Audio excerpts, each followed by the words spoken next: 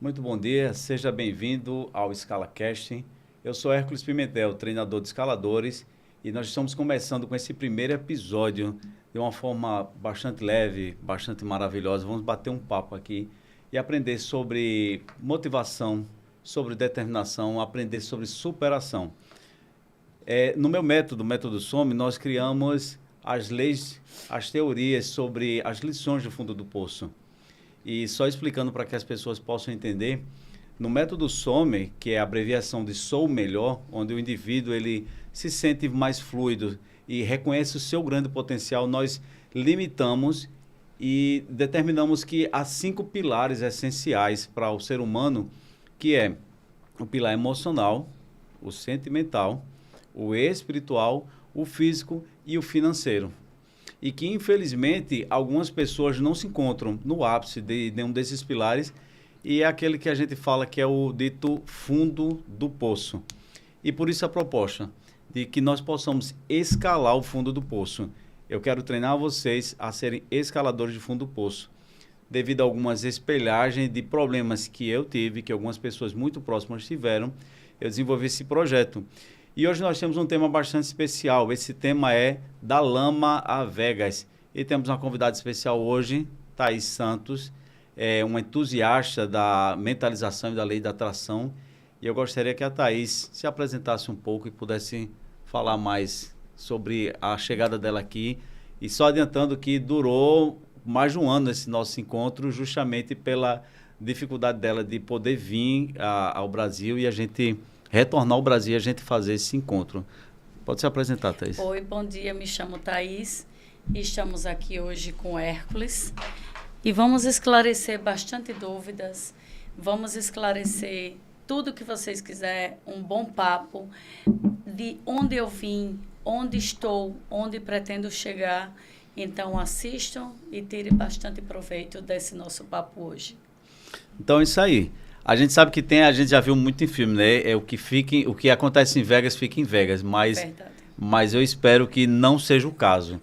Nós temos o objetivo de destravar a mente das pessoas, fazer com que as pessoas escalem o fundo do poço, encontrem o seu melhor potencial e possam ser beneficiados. Nós precisamos de um número maior de pessoas que sejam abençoadas com esse propósito, com esse projeto. E por isso que tem esse nome, né? ScalaCast, que é o podcast dos escaladores. Esse é o primeiro episódio, chamado da Lama Vegas, e é muito especial, e vocês vão entender o porquê desse chamado de Lama a Vegas. Para os que não conhecem ainda, Thaís Santos é minha irmã, ela está usando o nome de casada dela agora. Eu, Hércules Pimentel, ela é Thaís Santos, e a Thaís ela tem um sonho desde criança, que era poder morar nos Estados Unidos. Desde criança eu acompanho. E eu pensei, no começo, na minha adolescência, que ela tinha parado com esse sonho devido ao fato de ela ter ido para São Paulo, depois retornou, e nós tínhamos sempre ela como um referencial de determinação. Mas eu vi Thaís numa situação um pouco diferente daquela que eu estava acostumada. Que quando a gente foi visitar ela no trabalho dela, ela estava literalmente dentro da lama, que era na feirinha do tabuleiro. E eu, na época, eu não tinha iniciado esses meus projetos, não tinha me elevado tanto mentalmente. E como irmão, me assustei. Eu disse, caramba, o que é isso? Eu sempre via Thaís como um referencial de garra, de força e de determinação. E Thaís está hoje aqui dentro dessa lama. Para os que não conhecem a Feira do Tabuleiro, ela estava no núcleo mesmo, onde fica a parte das verduras. E era, para ter acesso, eu molhei o meu pé na lama. Eu fiquei com o sapato na lama. E eu gostaria que você falasse um pouco sobre isso. Porque, Thaís, justamente devido a esses intempéries que eu mesmo passei no passado, os intempéries que eu vi algumas pessoas passando, é que eu criei as lições do fundo do poço. E a gente vai listar algumas aqui, não vai dar para falar as 10 lições, mas vamos falar algumas de forma esporádica e a gente vai conversar, conhecer um pouco mais sobre a história. Mas existe a primeira lição que é fundamental, que é chamada de o choro. O choro ele é fundamental para você lavar a alma, enxugar as mágoas, você liberar substâncias, inclusive do ponto de vista químico, você liberar substâncias que ficam no cérebro, para que isso não crie uma depressão, não crie um transtorno pior, você não ficar com algo preso. Mas eu gostaria que nessa parte do choro você falasse um pouco sobre esse seu estágio na lama, como foi esse período, o que é que você foi fazer lá, o que é que você estava fazendo? Eu cheguei a um momento da vida onde eu sempre fui muito determinante em tudo que eu fiz. E então, um certo dia, eu estava em uma dificuldade e decidi ir embora para São Paulo. Fui embora para São Paulo, cheguei em São Paulo com R$ 20. E R$ 20 eu sempre tive uma mentalidade de, com 20 eu posso transformar 40, 40, 80 e assim sucessivamente. E fiz isso. Comecei a trabalhar e fui transformando dinheiro em dinheiro. Vendia cola Super Bond. Comprava uma cartela na época por R$ 1. Cartela vinha 12 colas e vendia cada cola a R$ 3. Tinha uma margem de lucro, ia lá e fui fazendo isso sucessivamente. Quando eu cheguei a um certo ponto de dinheiro, eu comprei um barraco de madeira. Depois de um barraco de madeira, comprei um outro maior, porque eu sempre soube trabalhar com margem de, se eu tenho esse dinheiro, eu posso transformar ele em outra rentabilidade.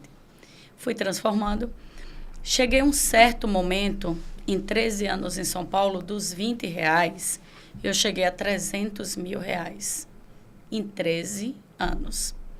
Para mim foi muito tempo, porque a pessoa que eu era casado na época não tinha uma mentalidade onde eu estava. Porque a minha mentalidade sempre foi, eu tenho inconformismo construtivo. Se eu estou bem, eu vou me cutucar para que eu saia da zona de conforto, porque eu sei que tem algo melhor lá na frente. E chegou um certo momento do meu divórcio, aonde eu abri mão de tudo, porque para mim era importante, naquele momento, recuar de uma batalha para poder eu vencer uma guerra. Então, eu literalmente cheguei ao fundo do poço. E, na época, uma palavra que eu usei do meu ex-marido como fortalecimento foi quando ele falou para mim, você está exatamente onde eu gostaria que você estivesse, no fundo do poço. E aquele momento foi um momento decisivo para mim decidir que eu estava em cima, no fundo do poço. Mas eu ia escalar, ia beber água lá embaixo, ia trazer água para quem achou que eu ia ficar lá. E foi isso que eu fiz. Esse momento foi o momento do choro. Porque naquele momento eu tinha casa, eu tinha uma empresa, eu tinha carro. E agora, naquele momento, a única coisa que eu tinha foi uma amiga que me propôs a trabalhar no local que onde chovia, a lama vinha até praticamente a metade da canela, da perna. E eu chorei muito. Por muitas noites, eu chorava me perguntando como que eu tinha chegado àquele ponto. Mas um dia eu parei de chorar. E eu coloquei na minha cabeça que quem constrói um castelo, como eu construí, poderia construir um império em qualquer lugar. Então foi esse momento decisivo para mim. Não, eu achei interessante que no início da sua vida aqui como casada, quando começou a nascer seus filhos, eu lembro que o ramo do seu ex-marido era diferente, você acompanhava ele e você vê como a vida é, né? Que parece até que está pregando uma peça. E depois de você ir para São Paulo e você ter uma trajetória, que lá você primeiro morava numa palafita, isso, na beira de um córrego, depois você evolui para uma casa, para um apartamento, aí vocês voltam, e decidem vender e voltam para aqui. E aí tu volta depois para uma feira, após o divórcio, mas aí você não era nem feirante, você justamente trabalhava como que lá na feira? Lá eu vendia, era comerciante, ambulante, em São Paulo. E nessa do tabuleiro, você foi fazer o que nessa feira? Você trabalhava para você mesmo? Não. Eu cheguei a um nível que eu tive a mentalidade que às vezes para subir é necessário descer. E naquele momento eu tinha descido ao meu último degrau da vida. Então eu fui trabalhar para uma amiga que tinha uma banca de feira, tinha 6 funcionários, e ela precisava de alguém que fizesse o café da manhã e o almoço. E há 5 anos atrás ela me pagava R$ 20 por dia para trabalhar. E eu sempre tive essa mentalidade que muitas vezes para subir é necessário descer. E você ia como, de carro para lá? Não. Eu ia de bicicleta. Do Benedito Bentes? Do Benedito Bentes para Ferinha do Tabuleiro. De bicicleta. Não lembro exatamente voltava, quantos quilômetros era. Eu lembro que eu pedalava 1 hora. Olha, foi uma época, entre aspas, boa para o meu corpo. Porque hoje... saúde foi... Se pelo menos o pilar financeiro não tava organizado, mas você já estava com a saúde em dia. A saúde estava em dia, o corpo ficou bom. Não, Thaís, e olha só, você falou uma coisa que, inclusive nas minhas palestras, nos meus treinamentos, eu enfoco muito isso. Às vezes a pessoa, ela tem uma mentalidade e acha que porque está no fundo do poço, acabou tudo. Mas sabe quando a gente vai dar um salto?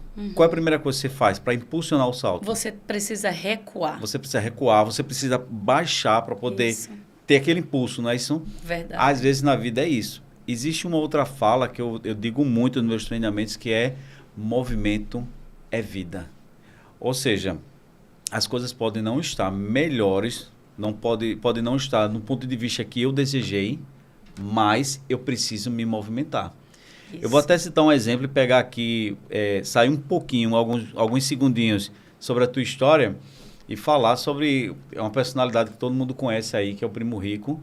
E eu achei muito interessante, eu assistindo um treinamento dele, e ele fala que se hoje em dia, ele ficasse pobre, se ele perdesse todo o dinheiro, perguntaram o que é que ele começaria a fazer. E olha que interessante, se ele tivesse sem nenhum centavo, ele não disse que ele iria investir, ele não disse que ele iria abrir uma empresa, ele disse, eu voltaria a ser barman. Porque eu comecei a minha vida como barman, eu sei trabalhar de barman. E eu ia ganhar R$100 à noite. E desses R$100, em uma semana eu teria 500, porque como ele conhece o fluxo ali de São Paulo, conhece as festas, ele ia ter R$500, aí ele compraria livros, ele estaria sempre se movimentando, e ele disse que assegurou, esse vídeo é muito longo, mas é formidável, ele assegurou que em um ano ele teria mais de R$1 milhão. Ou seja, ele se propôs, na teoria, a voltar a fazer algo que, para quem é milionário, seria algo baixo, e que foi mais ou menos o que você fez, né? Eu lembro que em São Paulo, você tinha a sua parte de boleira, Sim. Vendia seus doces, você tinha lá o carro que você agregava para a empresa, ainda dirigia para a empresa. Isso. Voltou para aqui, abriu uma loja de ferragem, mas com o rompimento da relação você acabou ficando sem nada. E aí você foi voltar para uma feira e voltou ainda relativamente mais baixo, mas para dar esse impulso, não é isso? Isso. E a pessoa que me ajudou, essa minha amiga, uma das coisas que ela falou para mim foi: eu tenho vergonha de te dar um emprego pela capacidade que você tem, quando eu vejo que você construiu em São Paulo em 3 anos e quando eu vejo que você chegou aqui em Maceió em 2 anos e 7 meses, você saiu de um estabelecimento alugado e você está com uma empresa hoje que vale tanto, que faz um rendimento. Na época a empresa... Eu comecei com uma loja alugada de uma metragem de 2,5 de frente por 3 de fundo. E aí eu fiz uma negociação num terreno e construí uma loja. Peguei empréstimo no banco. Em 1 ano, a minha empresa já estava gerando R$400 mil anual. Em 2 anos, ela já estava rendendo R$900 mil anual. Certo que isso não é lucro, não vem ao caso, tem muitas despesas. Então, essa minha amiga tinha vergonha de me empregar. E eu falei para ela que naquele momento, ali era a minha única porta. E ela precisava abrir, porque eu precisava dar um segundo passo para abrir uma segunda porta. E ela me perguntou quanto tempo eu trabalharia para ela. Eu falei o tempo suficiente, onde eu achar que eu estou forte para pisar num lugar firme. E trabalhei com ela 3 meses. Porque, na verdade, você sabia que aquilo não era o grande objetivo da sua vida, mas de uma forma ou de outra, até que surgisse uma ideia melhor, até que se concretizasse os planos de realmente você ir para os Estados Unidos, você precisasse se manter. Sim. Eu lembro que até chegou uma fase que os amigos, os parentes começaram a ficar preocupados devido ao fato de que A casa já não tinha mais mobília. Não tinha nada, tinha porque eu ia vendendo tudo para ir pagando conta, pagando dívida, fazer compra. Vendeu carro, Vendi tudo. Inclusive, a casa que não vendeu. Na verdade, eu só fiquei com um carro, porque esse carro foi um carro que eu paguei ele inteiro. Esse eu poderia dizer que realmente era meu. Então, o carro eu tive que pagar. Eu fiquei com o carro. E teve muito choro? Teve muito choro nessa época. Mas hoje em dia você reconhece e consegue ver que essa fase do choro foi importante para liberar a toxina, para lavar a alma. Sim, porque cada vez que eu chorava, que quando eu me restabelecia, eu tinha certeza que eu podia ter uma mente mais clara, eu poderia ter uma ideia melhor. Então, tudo clareava cada vez que eu chorava. Porque quando eu não chorava, eu ficava presa por dentro. Então, era como se a minha visão tivesse tapada. Então, eu precisei chorar muito nessa época. Então, olha só, e até passando um recado para quem está em casa, quem está visualizando, as pessoas têm, às vezes, a limitação de achar que porque está em determinado poço, aí não tem propriedade para se reerguer em outro. Veja só, olha que eu te expliquei, nós temos 5 pilares. É o emocional, sentimental, espiritual, físico e financeiro. Você não pode dizer bem assim, se eu estou no fundo do poço espiritual, então isso quer dizer que eu não posso prosperar financeiramente. Lógico que a plenitude ela é alcançada com os 5 pilares erguidos, você vai estar no topo de tudo. Mas usa o princípio da escada. Vai escalando. Eu ainda não consegui me libertar financeiramente, mas o que é que eu posso fazer para melhorar a minha espiritualidade? Isso. O que é que eu posso fazer para melhorar o meu emocional? E o emocional é tudo, é fundamental, porque o emocional que vai te dar o equilíbrio para você lidar com as situações, com as críticas, com o que as pessoas vão estar dizendo. E eu lembro que nessa época, inclusive as primeiras pessoas a criticarem são justamente pessoas da família. Como é que estava o teu emocional? Qual era a carga de bomba que vinha em cima de você? Como é que estava sendo essa fase? A primeira coisa que eu ouvi da minha família foi: você é louca. Você é louca, não brigar na justiça, não brigar pelos seus bens. E eu sempre tive uma mentalidade assim muito forte de eu construo uma casa em qualquer lugar, eu construo um emprego em qualquer lugar. Eu sou como uma borboleta em metamorfose constantemente. Eu consigo me adaptar bem à mudança. Então, minha família ouve muita crítica da família. A primeira coisa que eu perdi na época foi 95% dos meus amigos. Porque agora eu não tenho uma vida estável, né? Eu estava numa vida lamentável. E eu não me lamentava por isso. Porque eu sempre tive em mente que ser pobre não é uma questão de... me fugiu a palavra.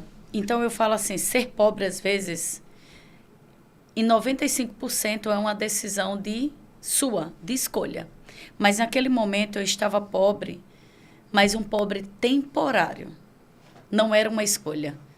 Naquele momento, era uma decisão temporária. Então, eu não poderia brigar por bens materiais, por nada. Porque, afinal de contas, eu tenho uma mentalidade que eu poderia reconstruir tudo de novo, 10 vezes mais, 100 vezes mais. E algumas pessoas falam para mim assim, mas você vai deixar casa, você vai deixar carro, você vai deixar... E eu falava uma palavra muito interessante, que eu falava assim, eu vou deixar alguém construindo o meu império enquanto eu estiver fora. Eu falava isso constantemente. Porque eu falava, eu não nasci com nada e nem tão pouco eu levo nada. Então, enquanto eu estiver fora, meu império está crescendo e valorizando.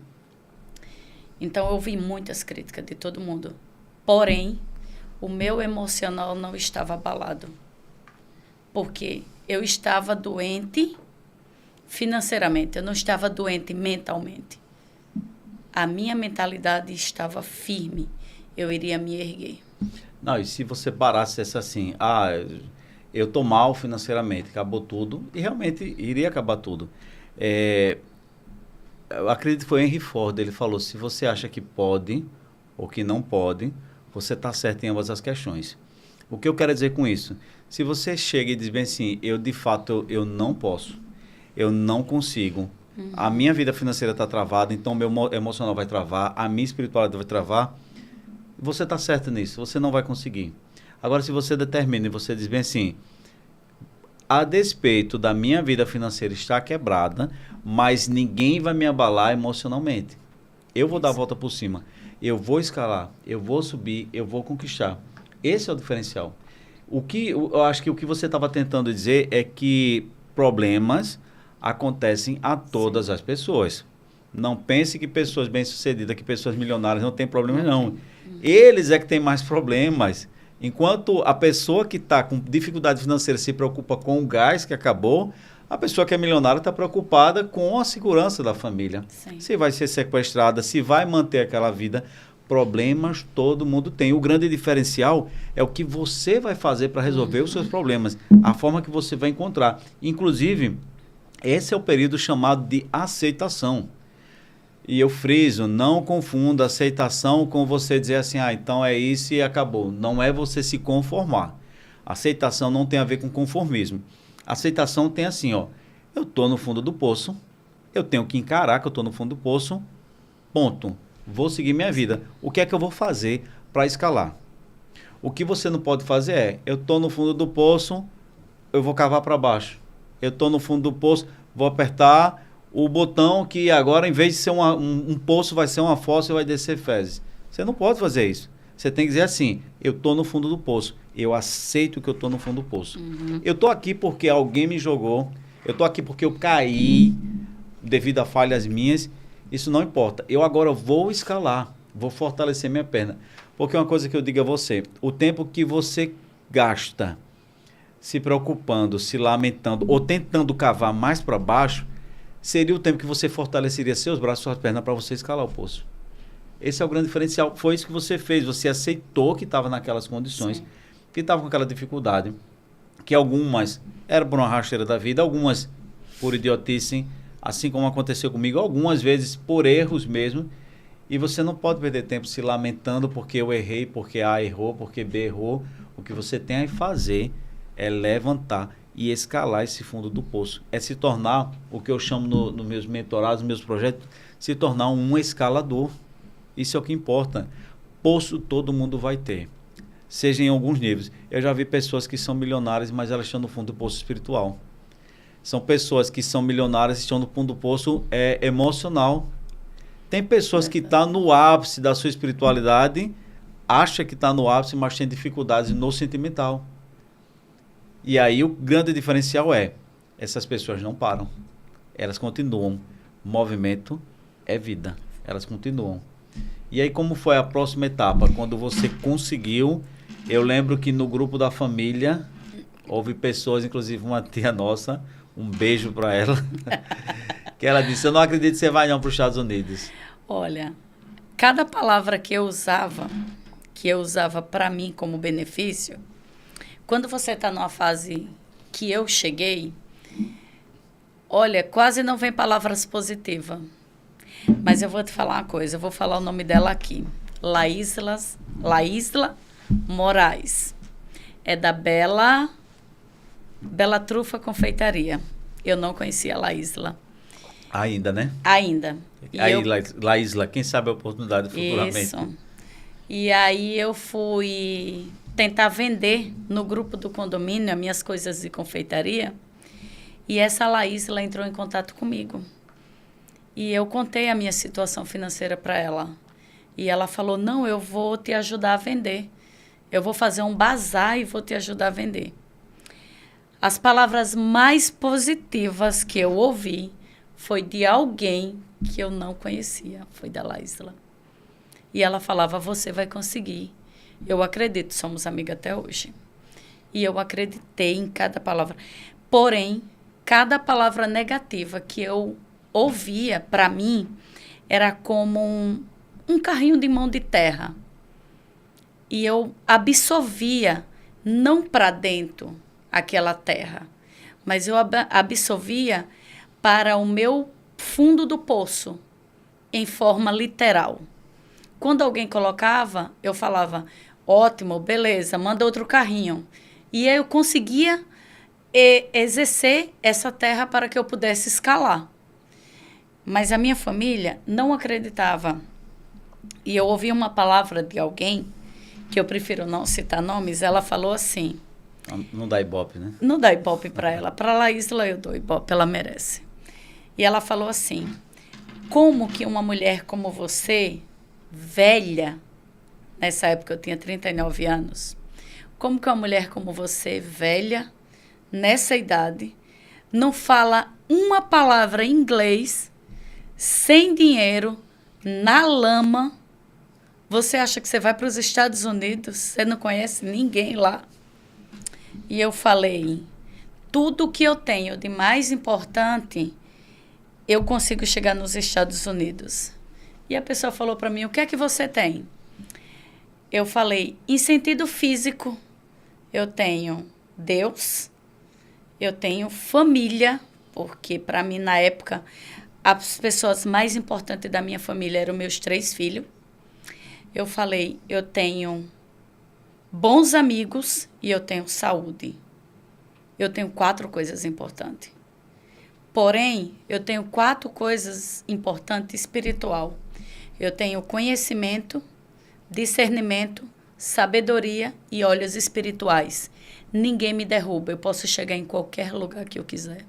Você tocou agora num assunto que eu achei interessante, que inclusive é uma das histórias. Eu desconheço o autor da história, mas eu achei fantástico. Quando eu comecei há 2 anos, a forma embrionária desse projeto de escaladores de fundo do poço, eu vi uma história, uma parábola que eu achei fantástica. Infelizmente eu desconheço o autor, que conta a história que numa fazenda um cavalo cai no poço e as pessoas tentam tirar e chega uma hora que as pessoas desistem do cavalo e dizem assim, olha, não tem saída para ele, nós não temos equipamento, não tem como tirar. E ele vai sofrer vários dias. Aí alguém tem uma brilhante ideia, diz, vamos soterrar o cavalo, fazer a sepultura, ninguém usa esse poço mais, está vazio, e ele morre de uma vez sufocado e acaba a agonia dele do que ele passar aí 5, 6 dias sofrendo até morrer de fome, desidratado. E aí fizeram isso, jogaram a primeira pá, e a pá caía nas costas do cavalo, e o cavalo se chacoalhava todo, e a terra caía. Iam jogando pá, e ele chacoalhando e pisoteando, e apilando a terra. Seriam esses carrinhos de mão que jogavam em você. E aconteceu que isso foi fazendo com que a terra no fundo do poço fosse subindo e esse cavalo conseguiu escapar. Então, muitas vezes, quando a gente está nesses períodos de dificuldades, a gente tem que verificar e entender que, às vezes, até as próprias críticas são bênçãos na vida. Sim. A gente vai ver isso num segundo momento, que é lá no final, sobre a gratidão. A gente tem que ser grato até o momento das críticas, das dificuldades. Porque aí você diz, se estão jogando terra, obrigado, valeu. Vai ser essa terra que eu vou me chacoalhar, eu vou pisar. E essa terra que vai me fazer pisar e subir o fundo desse poço. Verdade. Quando você está no fundo do poço, o único objetivo é sair do fundo do poço. Não é o momento de você se lamentar, porque eu fui, porque eu cheguei aqui. E se eu tivesse feito diferente? E se? Corta o e se da sua vida. O e se é o que vai fazer você não prosperar, vai fazer com que você não progrida. Aceite que você está nessa situação e bola para cima. Vamos lutar e sair, vamos escalar o fundo do poço. O e se ficou para trás. O e se é uma das palavras mais usadas por pessoas que são fracassadas. As pessoas que continuam no fundo do poço, as pessoas que morrem no fundo do poço. A pessoa, quando é motivada, ela sobe, ela levanta, ela escala. E aí ela acaba trazendo a água que estava lá no fundo do poço. Vai até as palavras da Thaís Santos. Ela traz a água que estava no fundo do poço e dá para beber até aquelas pessoas que acabaram empurrando ela. E eu sei que chegou um certo momento em que eu tinha uma colega, que essa colega tinha uma amiga que morava nos Estados Unidos. E eu entrei no Facebook da mulher e mandei uma mensagem no direct e falei assim para ela, Milena, qual a possibilidade que eu tenho de ir para os Estados Unidos? Ela falou todas, a partir do momento que a sua documentação aprove. O não você já tinha, né? O não eu já tinha, eu fui correr atrás do sim. E aí eu estava tão confiante que eu ia dar um passo, que cada vez que alguém jogava aquele carrinho de terra em cima de mim, eu vi que eu conseguia me erguer. Eu fiz uma festa de despedida. Você imagina você fazer uma festa de despedida se você não tinha nem o visto aprovado. Era o nível que eu cheguei, que eu acreditei que eu iria. E eu fiz uma festa de despedida na casa do meu irmão, e eu disse que eu queria fazer uma festa de despedida. E ficava toda a minha família olhando para mim. É festa de despedida de quê? De quê? Vai para onde? E eu falava, uma festa de despedida, eu vou para os Estados Unidos. E eu tenho a minha cunhada, que hoje a gente ri muito, ela olhava para mim e fazia: meu Deus, a mulher tá ficando doida. Véia. A mulher tá ficando doida. 39 anos. E, cara, vou te falar uma coisa.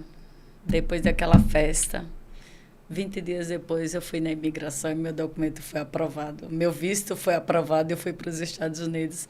Mas isso que eu falo sobre uma determinação. Chegou um momento que a minha fé em Deus era tanta que eu já acreditava até em Deus, eu acreditava que o universo poderia abrir portas, eu tinha um leque de oportunidades. E assim, hoje eu estou rindo, porque você imagina, você fazer uma festa de despedida para ir embora para um lugar que você ainda não tem nem autorização para entrar. Não, mas eu acho interessante isso.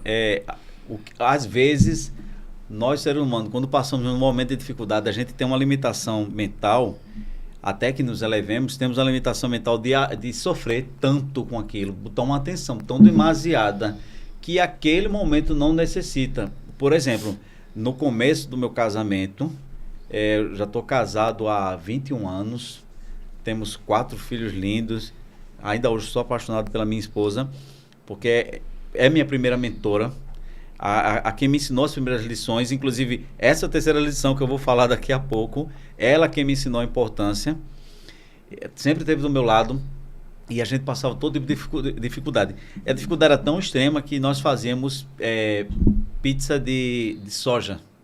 Eu cozinhava soja, eu fazia extrato de tomate com um sachêzinho de tempero, botava e nós nos deliciávamos. Hoje nós rimos tanto com essa situação. Ou seja, aquele momento de dificuldade, que pra gente foi uma dor, foi um constrangimento, a gente queria uma pizzazinha. E o queijo a gente partia e fazia assim, com o queijo. Não botava os quadradinhos como nós fazemos hoje, ou como quando a gente pede. Sim. Cada vez que nós fazemos pizza em casa, nós rimos, lembrando daquele momento. Ou seja, esses momentos de adversidades tornam as nossas pizzas mais gostosas hoje em dia. Sim. Eu tenho certeza que a forma que eu como pizza, ela é tão saborosa, tão deliciosa para mim. Eu vejo meus filhos se deliciando, não é do mesmo jeito que algumas pessoas que sempre comeram essas pizzas maravilhosas. Porque eu tive o sabor de comer a pizzazinha de soja e ver meu filho se deliciando, o meu filho mais velho. Até hoje eu tenho a foto dele, parecia que era uma pizza mais gostosa. Aí hoje em dia as nossas pizzas são mais saborosas, porque tem sabor de vitória, de conquista, de superação. E para quem estava esperando aí, a lei que essa minha mentora deu, foi minha esposa, foi sobre a importância do silêncio. A Thaís falou aí uma coisa fundamental, que quando ela estava para ir para os Estados Unidos, que ela se determinou e disse, eu vou para os Estados Unidos, começou a vender as coisas, ficou dormindo no colchão, foi trabalhar na lama, estava no fundo do poço, na lama do poço mesmo. E aí ela perdeu, segundo as falas dela, perdeu 95% dos amigos. Isso é ótimo. Isso é ótimo. No momento você vai sofrer, você vai sentir dor, você vai dizendo, meu Deus, o que é que está acontecendo? Cadê meus amigos? Mas depois que você passar por todo esse processo, que você escalar o fundo do poço, você vai olhar e vai dizer assim, graças a Deus, eu não perdi 95% dos amigos, eu descobri quem é que estava do meu lado. Eu vi quem realmente importava. Porque comigo, ela falou dela, mas comigo também aconteceu dessa mesma situação, de pessoas que eu não esperava. Não esperava abrir os braços para mim no meu momento de dificuldades e ver assim, vem cá, eu te dou um apoio. Pessoas que eu nem conhecia, as pessoas que eu tinha acabado de conhecer.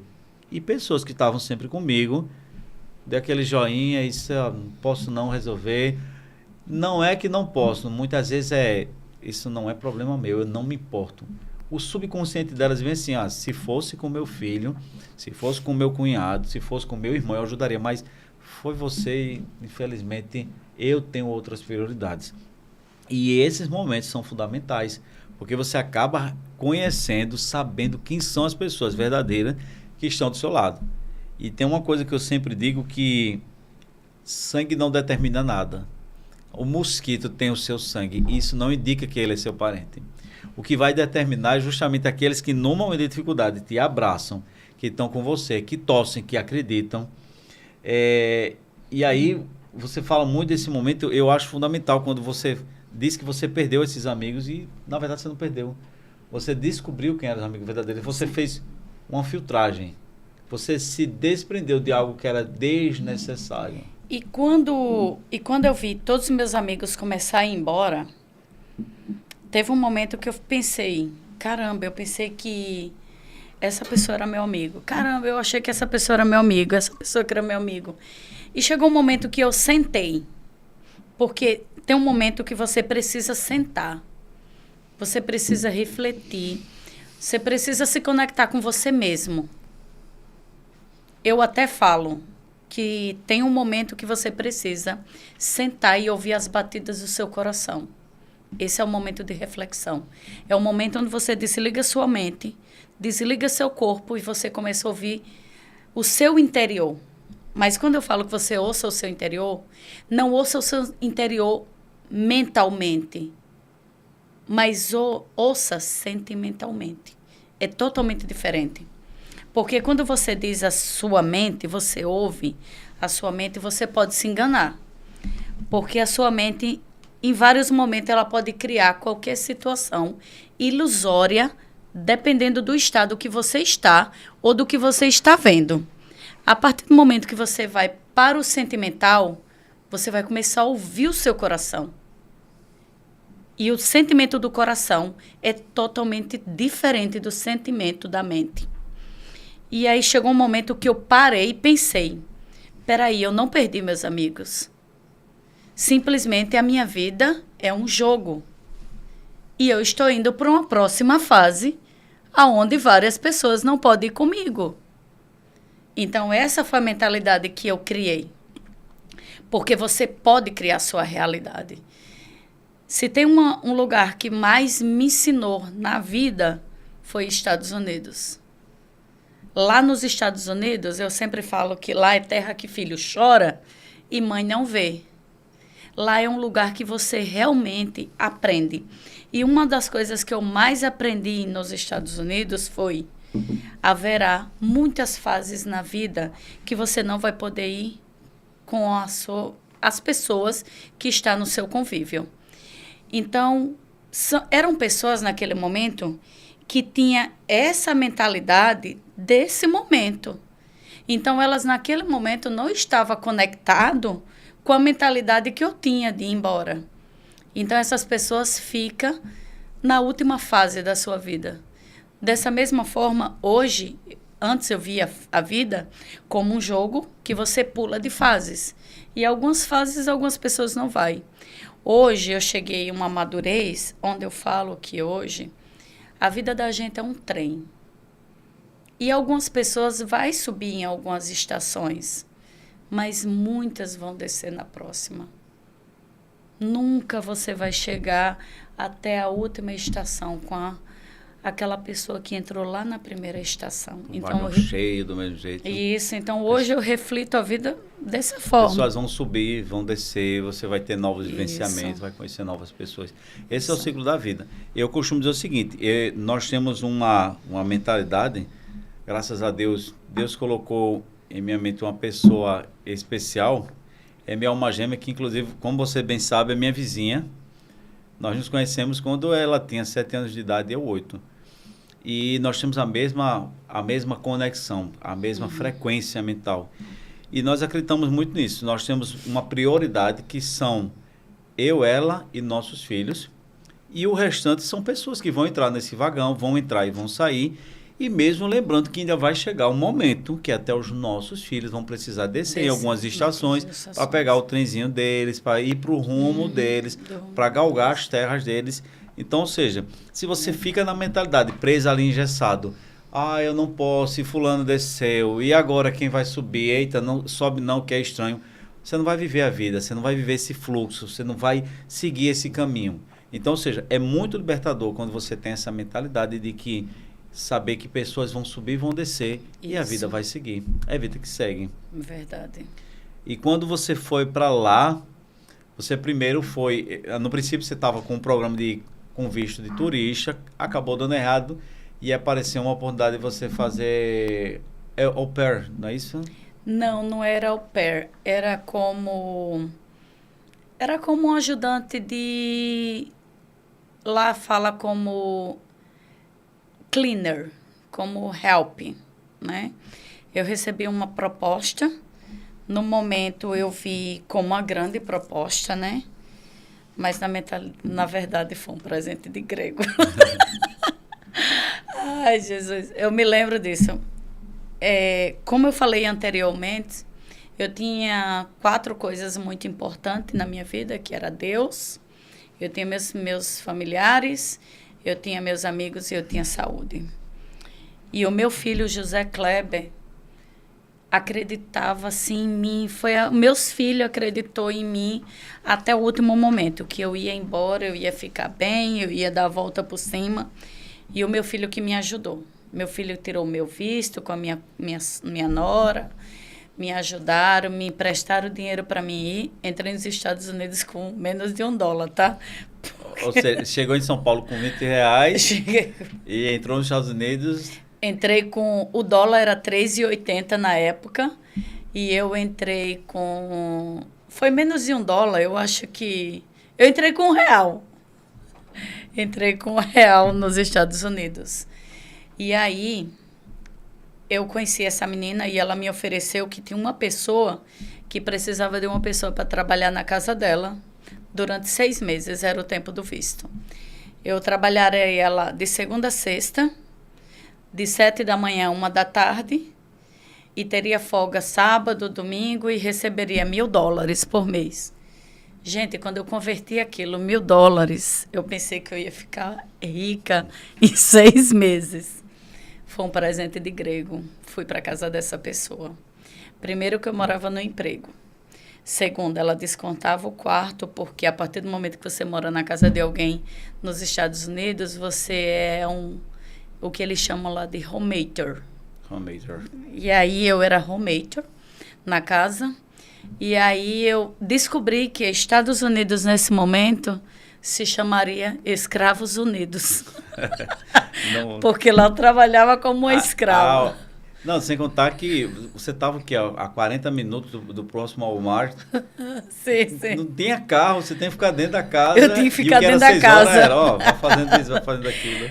Rapaz, lá eu trabalhava de 7 da manhã a 11 da noite nessa casa. 7 dias por semana, 24 horas. E quando chegou um momento, eu pensei, pronto, essa foi a minha porta. Eu já abri e agora eu já tenho acesso a outra chave, a próxima porta. Fiquei 3 meses nessa casa. E essa próxima porta vai ser no nosso segundo encontro. Com certeza. E aí, eu queria que você fizesse as considerações finais sobre essa sua trajetória de escalar o fundo do poço. Nesse primeiro momento, nós vamos ter o segundo encontro para outra semana. O que você gostaria de falar, dar um conselho para as pessoas sobre esse momento de adversidade de você escalar o fundo do poço?